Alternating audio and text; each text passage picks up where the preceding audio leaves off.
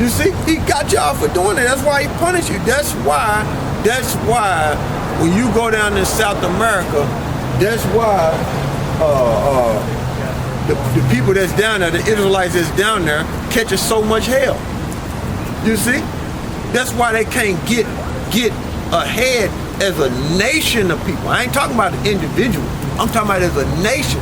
That's why they catch so much hell, because they being punished. You see?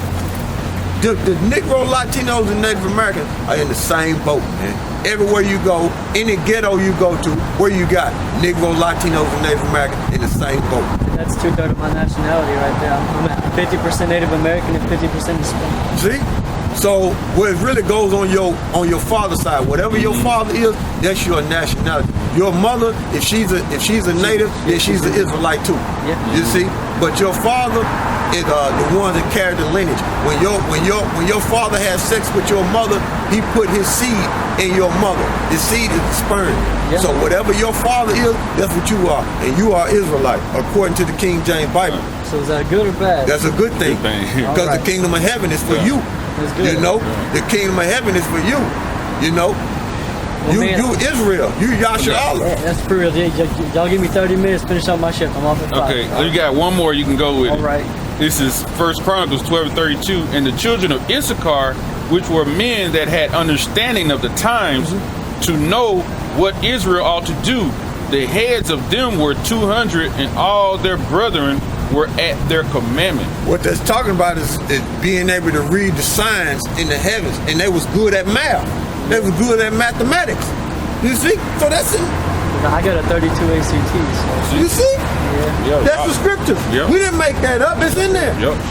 I'll be right back. All right, man. All right. Salute. All right, salute. There you go. Good. Hey, you're an Israelite.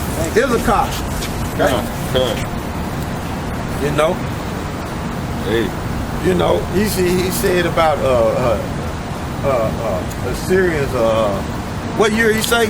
100. He was talking about AD. Anything after AD was it peace in Syria? Anything 100 AD? He was talking about, he was like AD, the time of AD. Hell no. It wasn't no peace in Syria. Why? I'm gonna tell you why. Because 100 AD. What did he say? 100 AD? I think he just said. I feel like he said just AD in the AD period. Hell no. But shit, ain't no peace been in that motherfucker. No ain't no peace been in now in the AD area. No. Ain't no peace. Israel was oppressed, man. Israel was oppressed. You know. So I just wanted to clear that up.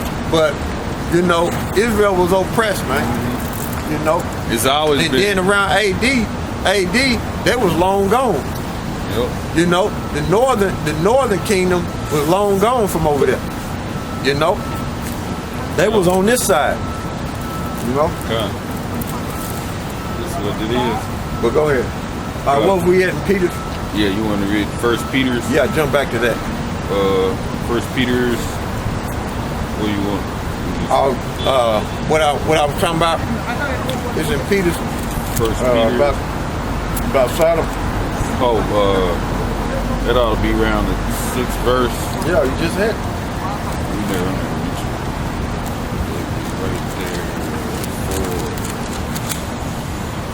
there. Here it is. Second Peter's 2. Yeah. 2 Peter's 2.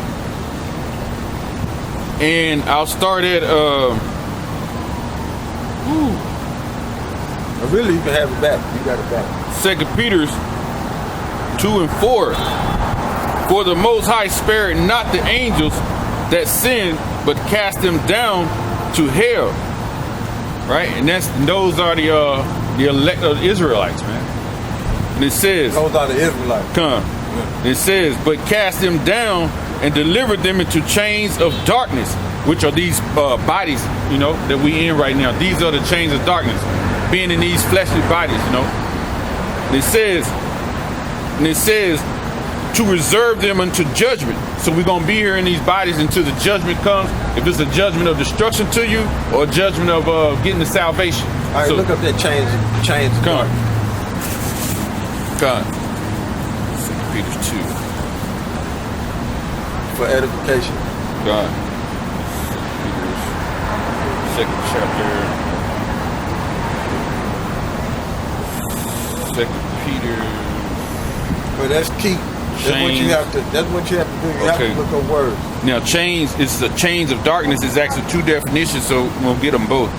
Chains is a Greek 4577, sarah, meaning Strong's definition, to fasten, akin, a chain as binding or drawing, chain, a line, a rope, a chain.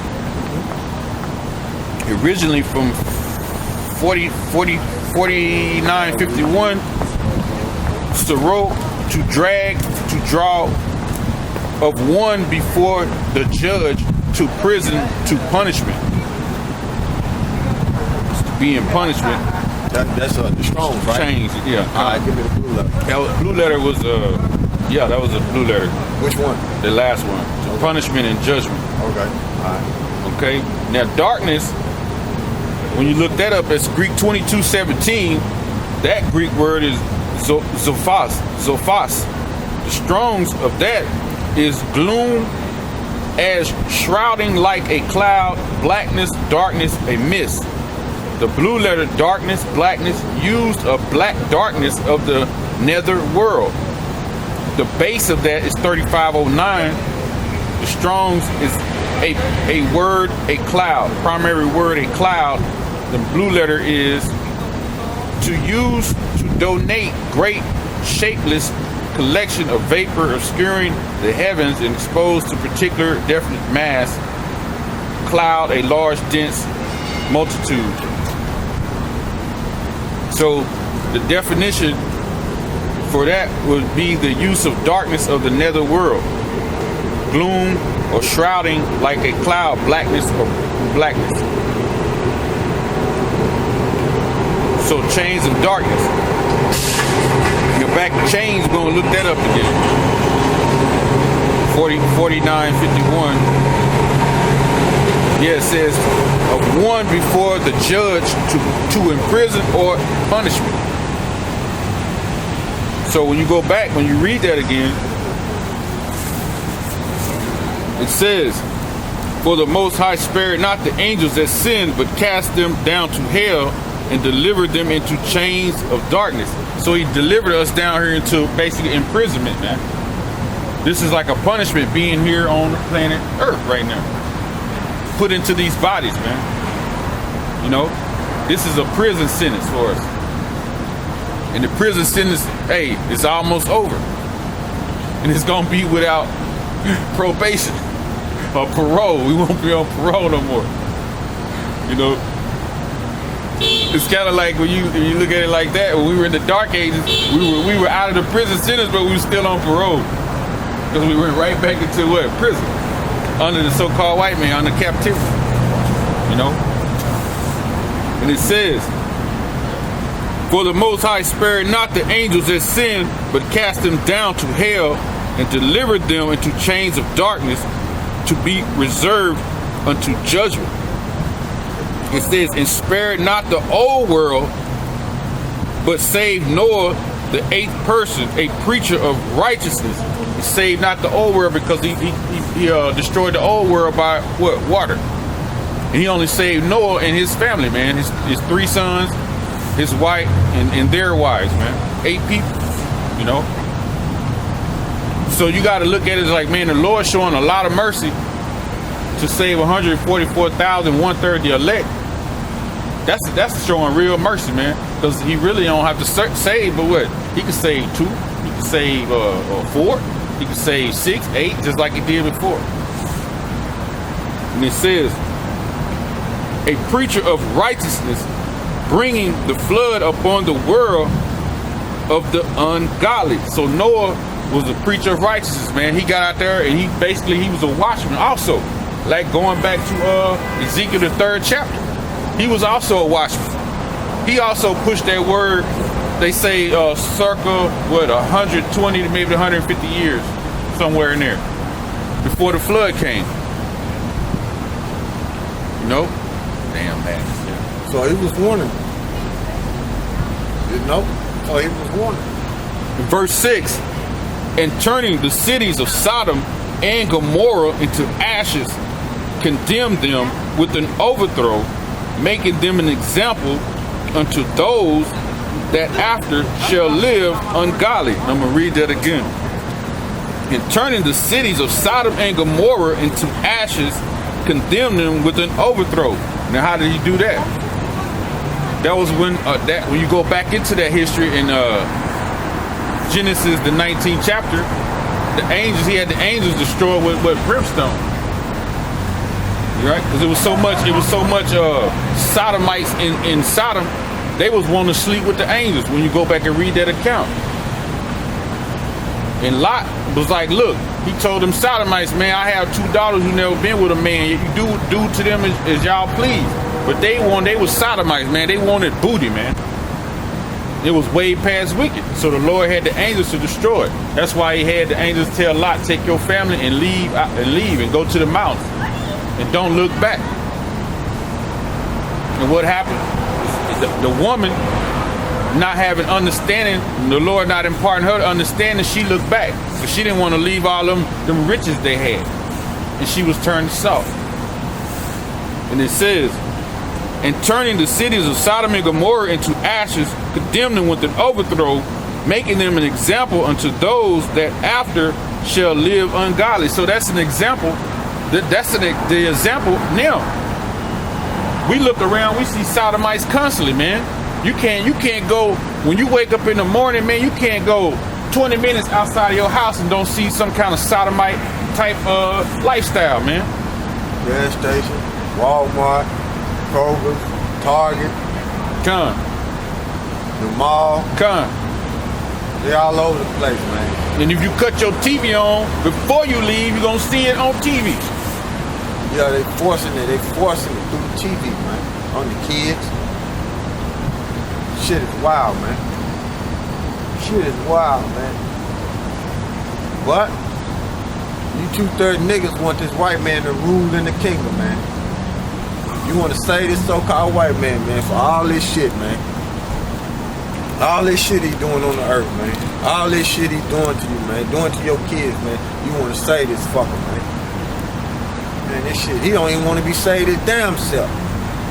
And you trying to save him. What type of shit is that? But that's the mind state of you 2/3 niggas, man. Which is some of you know you Israelites. You a 2/3 too. You know? Saying that Cornelius, thinking Cornelius is a heathen. You out of your damn mind. You know? You out of your damn mind, man. But go ahead. It says, verse 7, and delivered just Lot, vexed with the filthy conversation of the wicked. So he delivered just Lot, man. You know? Being discussed with this what? That unbridled conversation of the wicked, man. The man, fucking sodomites, man. That unbridled conversation. I'm gonna give you an example of it. Let me show you. Genesis, to that same chapter we was talking about. Here's an example of that unbridled, filthy conversation. When you go to verse 15, it says, and when the morning arose, then the angels hastened Lot, saying, arise, take thy wife and thy 2 daughters, which are here, lest thou be consumed in the iniquity of the city. So he said, if y'all don't get out of there, we finna tear this damn place up, man. If y'all don't leave, y'all gonna be destroyed right with it. This is an example of that filthy communication in the other scripture. And while he lingered, the men laid upon his hand and upon the hand of his wife, upon the hand of his 2 daughters, the Lord being merciful unto him, and they brought him forth and set him without of the city. So he basically had to be brought out there, man. Brought away from that filthy place, man. You know? Because really, the wife didn't want to leave. She didn't want to leave. Because they had basically they had it going on, man. They lived good there. You know, they were kind of sort of like, you know, I guess we would say rich. They had wealth or whatnot. So, and it says, back in 2 Peter 2:7, it says, and deliver just Lot, vexed with the filthy conversation of the wicked, for that righteous man dwelling among them, in seeing and hearing, vexed his righteous soul from day to day with all their unlawful deeds. So he had to put up like we do, man. We got to put up with looking at these damn sodomites all around us, man. Lot had to go through that same thing, man. You know, he had to see them sodomites constantly. Just like we got to. We wake up, we see them every day, every time we go out. We got to see the same fucking filthy ass thing, man. And be vexed with it. Because we know what the scriptures say, man. You know? They're seeing women being lesbians and shit. That shit out of order, man.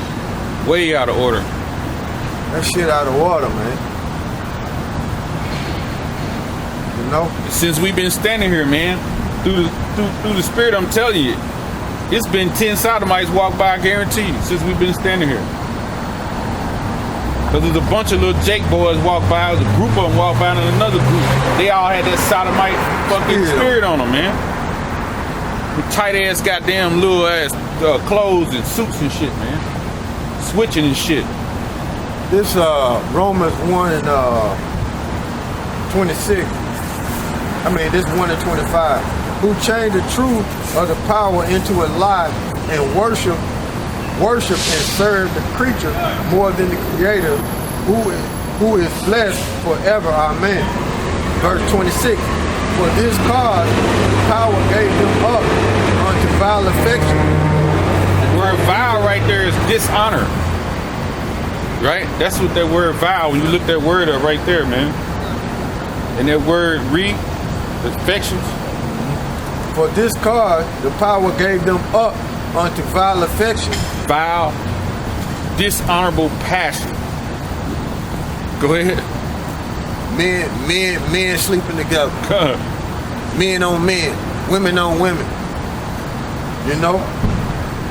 For this cause the power gave them up to vile affection, for even their women did change the natural use into that which is against nature. What's a woman's natural use? To bear children, to have a husband, to bring forth children, man, to take care of the house, man. Not being bent over and taking up no dildo by another woman. Yeah. That's vile affections, man. Getting sodomized by another woman. That's filthy. Or by a man. Filthy conversation. You know?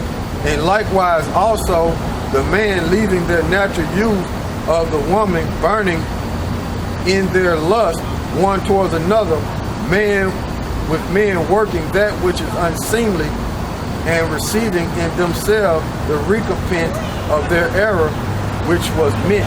Which was meat. That unseemly, that means being naked, shame, indecency, man.